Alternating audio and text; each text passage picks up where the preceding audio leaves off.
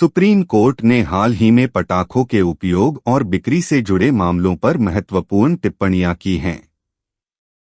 यह मामला लंबे समय से अदालत के सामने है क्योंकि एक ओर पर्यावरण प्रदूषण और नागरिकों के स्वस्थ जीवन का अधिकार है, तो दूसरी ओर रोजगार, परंपरा और धार्मिक सांस्कृतिक अधिकार भी जुड़े हुए हैं।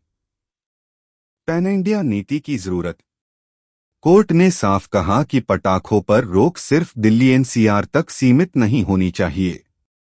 अगर स्वच्छ हवा का अधिकार दिल्ली के नागरिकों को है, तो यह अधिकार पूरे देश के नागरिकों को मिलना चाहिए।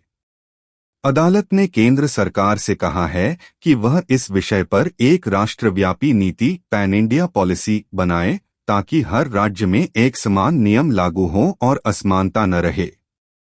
लाइसेंस रद्द न करने का निर्देश। पटाखा उद्योग से जुड़े लोगों ने अदालत से गुहार लगाई कि बिना सुनवाई उनके लाइसेंस रद्द किए जा रहे हैं। इस पर सुप्रीम कोर्ट ने सभी राज्यों और अधिकारियों को निर्देश दिया कि फिलहाल पटाखा निर्माताओं और विक्रेताओं के लाइसेंस रद्द न किए जाएं। ग्रीन पटाखों पर जोर। कोर्ट ने नीरी और अन्य वैज्ञानिक संस्थाओं से यह रिपोर्ट मांगी है कि ग्रीन क्रैकर्स, ऐसे पटाखे जिनसे कम प्रदूषण हो, को कैसे लागू किया जा सकता है। अदालत का मानना है कि यह एक मध्य मार्ग हो सकता है, जहां परंपरा भी बनी रहे और प्रदूषण भी नियंत्रित रहे। क्यों उठी यह बहस? हर साल दीपावली और अन्य त्योहारों पर पटाखों से वायु प्रदूषण बढ़ जाता है। दिल्ली और एनसीआर क्षेत्र में तो हालात गंभीर हो जाते हैं। अब तक ज्यादातर आदेश इन्हीं इलाकों तक सीमित रहे, मगर अदालत ने कहा कि देश भर में भी तो प्रदूषण है, फिर यह रोक सिर्फ एक इलाके तक ही क्यों सीमित हो।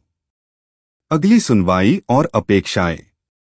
सुप्रीम कोर्ट ने इस मामले में अगली सुनवाई 22 सितंबर 2025 को तय की है।